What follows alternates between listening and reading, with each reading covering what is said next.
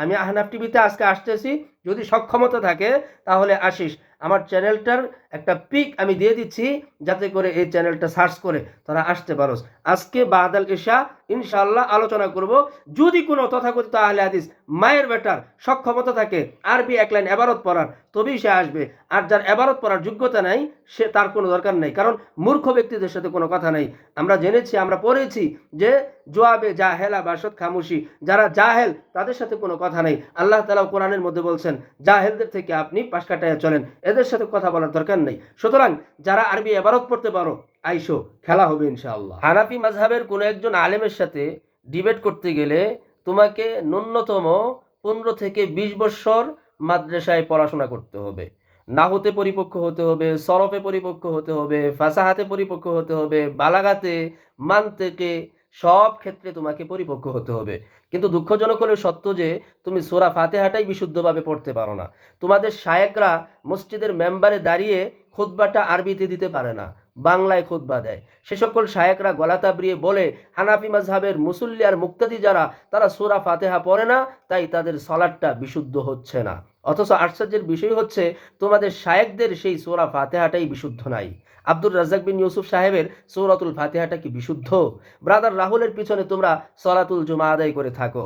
Brother Rahul কোন মাদ্রাসায় কবে পড়াশোনা করেছে? ব্রাদার রাহুলের সূরাতুল ফাতিহাটা কি বিশুদ্ধ আছে? মোটেও না।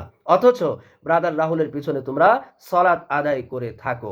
তোমাদের তাকবীরাতুল উলা, তাকবীরাতুত তাহরিম, যেটা নামাজে প্রবেশ করার তাকবীর, সেই তাকবীরটাও বিশুদ্ধ হচ্ছে না। অথচ তোমরা গলা দাবড়িয়ে বলতেছো হানাফি মাযহাবের মসজিদগুলোতে মুক্তাদি এবং মুসল্লি যারা সালাত আদায় করছে তাদের সালাত হচ্ছে না। কেন? তারা যেহেতু সূরাতুল ফাতিহা পড়ছে না। প্রিয় দর্শক, এই সমস্ত লামাযহাবী তথাকথিত আহলে হাদিসদের মধ্যে এলেম কালাম বলতে কিচ্ছু নাই। না আছে আরবি শিক্ষা, না আছে বাংলা শিক্ষা। আরবি ইবারত যদি এদেরকে পড়তে দেওয়া হয়, তাহলে মনে করেন যে দাঁতের অবস্থা 12টা বেজে যাবে, দাঁত আর থাকবে না।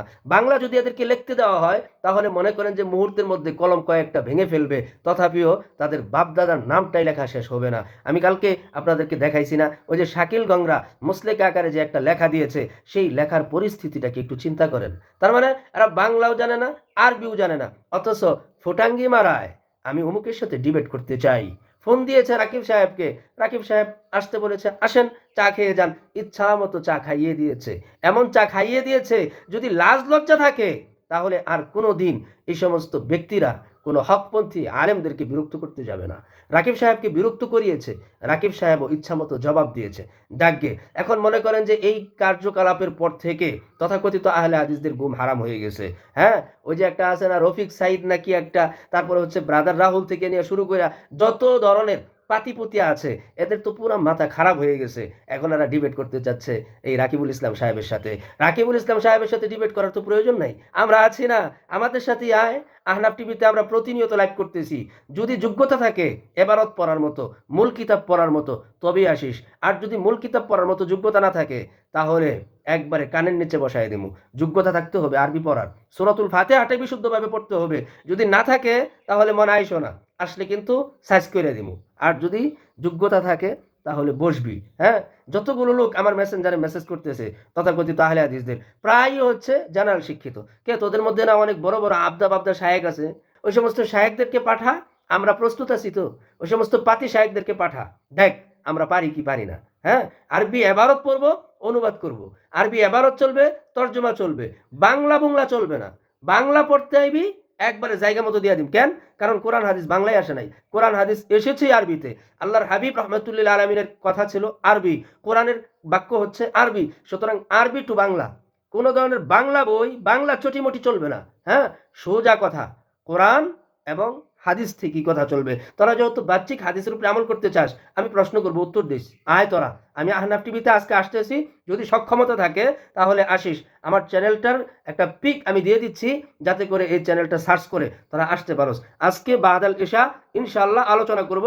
যদি কোনো তথাকথিত আহলে হাদিস মায়ের বেটার সক্ষমতা থাকে আরবি এক লাইন এবারত পড়ার, তবেই সে আসবে। আর যার এবারত পড়ার যোগ্যতা নাই, সে তার কোনো দরকার নেই, কারণ মূর্খ ব্যক্তিদের সাথে কোনো কথা নাই। আমরা জেনেছি, আমরা পড়েছি যে জোয়াবে জাহেলা বাসত খামুশি, যারা জাহেল তাদের সাথে কোনো কথা নেই। আল্লাহ তাআলা কোরআনের মধ্যে বলছেন, জাহেলদের থেকে আপনি পাশ কাটাইয়া চলেন, এদের সাথে কথা বলার দরকার নেই। সুতরাং যারা আরবি ইবারত পড়তে পারো, আইসো, খেলা হবে ইনশাআল্লাহ।